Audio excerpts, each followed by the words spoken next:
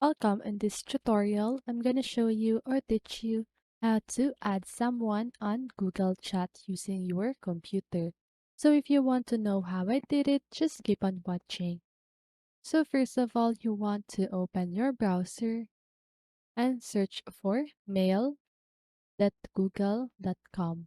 Okay, you can see that here on my search bar.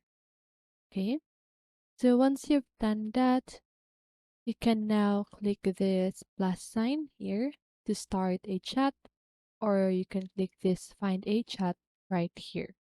Okay, so now here at the text box, you want to type their email. Okay, so I'm just gonna do this, type your email. Now I just want to click on that and click start chat. But if you want to add more people, just go ahead and again type their username at the text box. So now when you click the start chat, you can now start chatting or sending a message on this person. So that's it. That is how you add someone on Google Chat using your computer.